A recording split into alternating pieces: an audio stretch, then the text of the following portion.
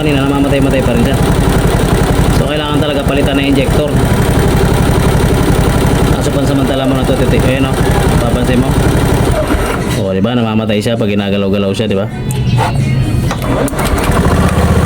Nagkakaroon siya ng lost contact dahil dun sa clearance niya. Nagkakaroon siya ng lost contact dun sa clearance niya. O diba, namamatay. So ito yung fuel injector ng Honda Beat FI version 2. Ha? Halos pare-pares lang natin ito ng click. So ngayon guys, so naglulus siya. Ang nararamdaman mo sa kanya is ang symptom siya pag sira siya is parang kinakapos siya ng gas, o kaya parang nabibilaukan siya, mamatay bigla yung kuryente niya, naglulus yung power niya. Ha? So ngayon kaya nagiging ganyan siya kasi dahil yan pala dito, kahit anong fix natin nito dun sa may throttle body, tapos na-screw na natin to. So ngayon kapag nagagalaw siya, pag nalulubak, namamatay siya kasi nga ito, yan o yung clearance na yun o. Yan o, may play siya, yan o.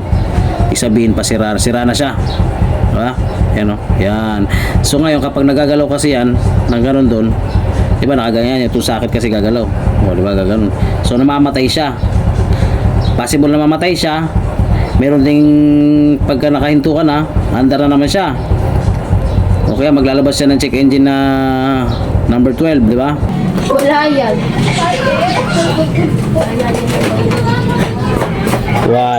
One long.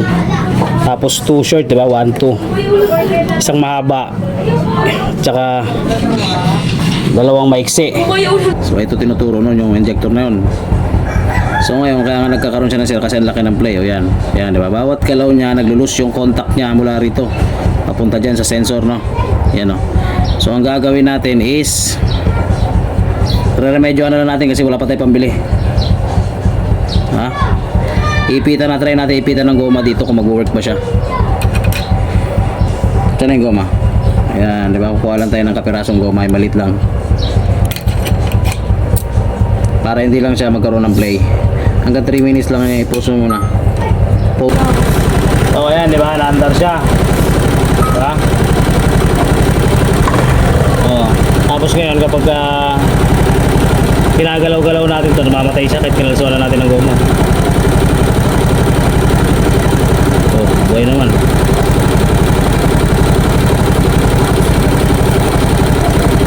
Oh, hindi naman namamatay ngayon. Nakakaroon kasi siya ng play. Dapat wala siyang play. Pwede na natin siguro pala i-tape yan.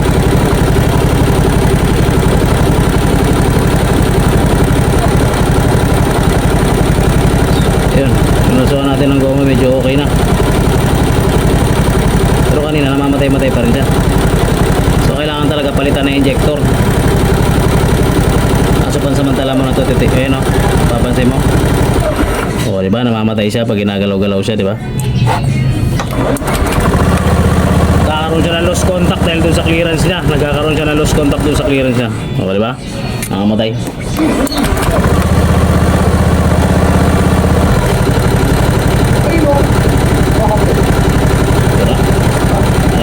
Tira na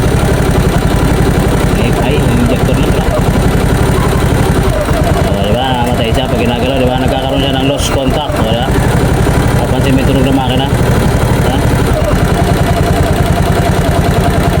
Sabihin parang kasi nga dyan sa clearance tayo, diba? Malakas, tumataro ba, diba? Kaya mo siya.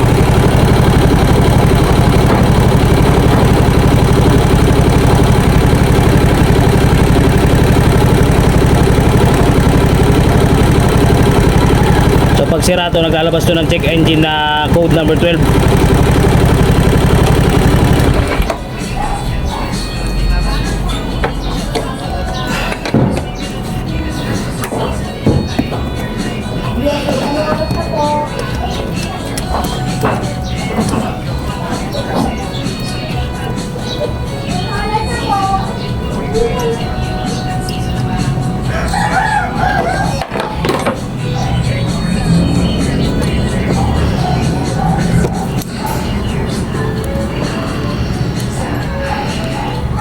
So pwede pala natin sa i-tape dito na.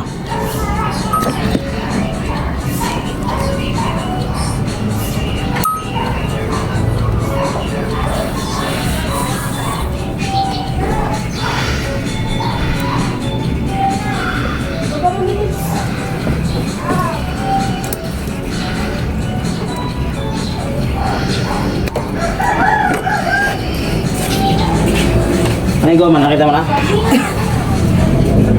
Sakit niya, no?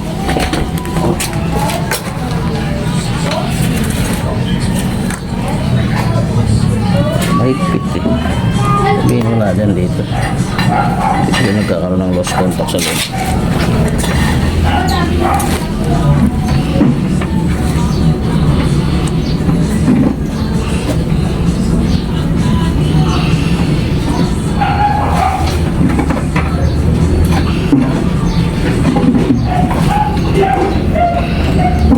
So ngayon guys, di ba kinalsuan natin siya ng goma. So ang gagawin natin, tape natin to para ma-fix natin siya, para hindi na siya gumalaw.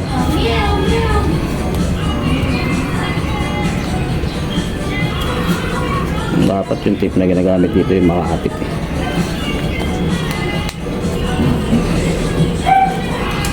Nakita mo? Pakita mo ito na maayos. Sino manonood niya kung di maayos sa pagkakabideo? Iwasan lang natin tamaan to.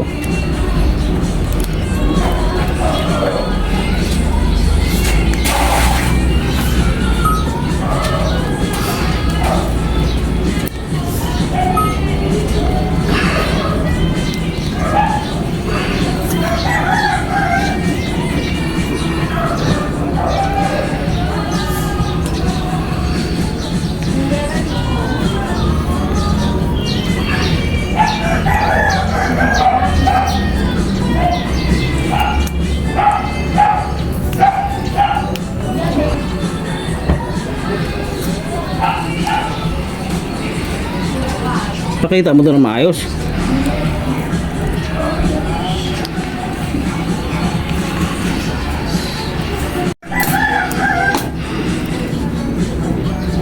O yan ya.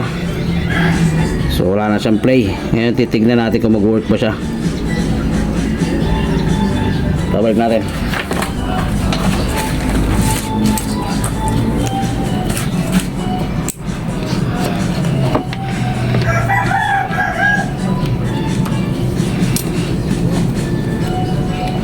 Ito nga palang sakit na to, yan oh, yung wire na yan, yung positive, di ba? Meron din guide dito yan oh.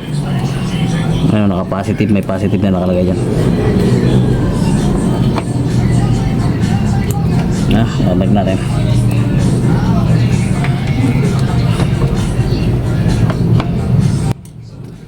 Tapos babalik natin yung isang nut.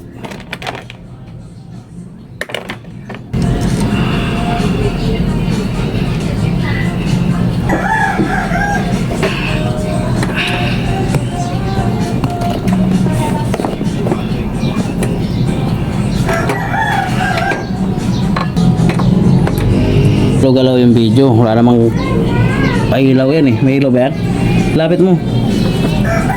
Dapat yung nakikita ng maigi. Kasi mahalaga yun para mapanood ko. Yan, di ba? So testingin natin kung mag-work mo siya. Titingnan natin, di ba? Oh. Kapag sira yun, sabihin mag-check engine to. O di ba, wala. Kuha mo.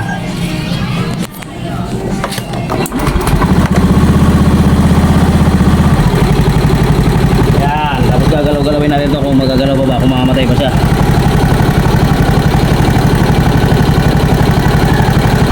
Ay, nabunot naman.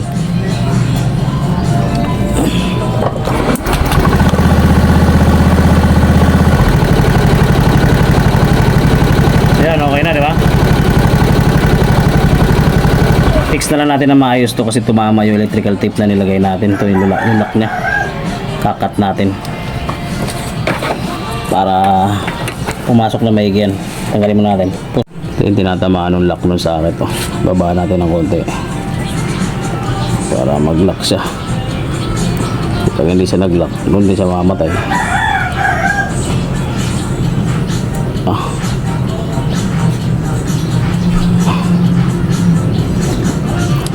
Dapat di siya nabubunot. Tingnan natin.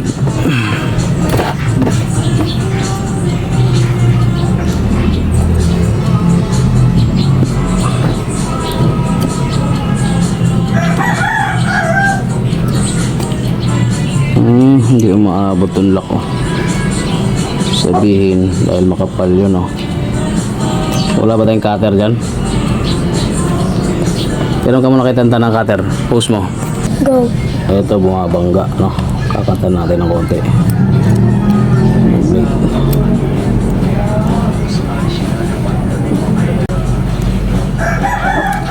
Ingat lang, baka masugatan tayo.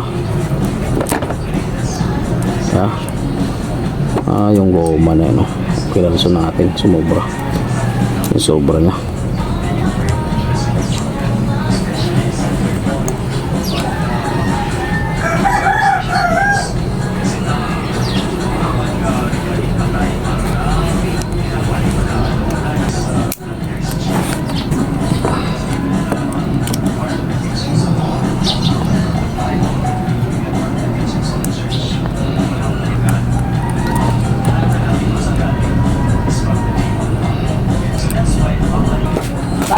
Pandisan! Pandisan! Yun, natutulan natin. Tingnan natin kung maglalak na. Hindi siya umaabot eh. Hindi maabot yung lock na to. Dito. Yun, diba? Goods na. Babalik na natin.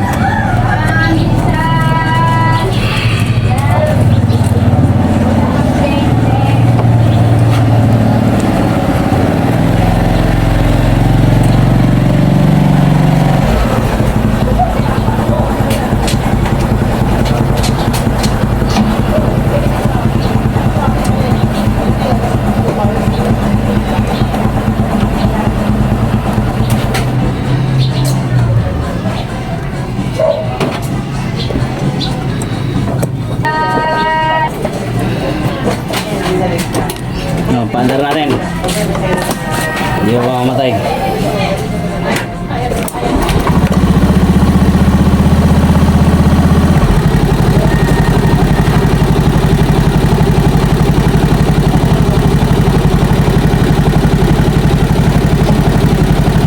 Yun. Okay na, di ba? Oo. Hindi na namamatay. Balik na natin yung mga tornilyo niya.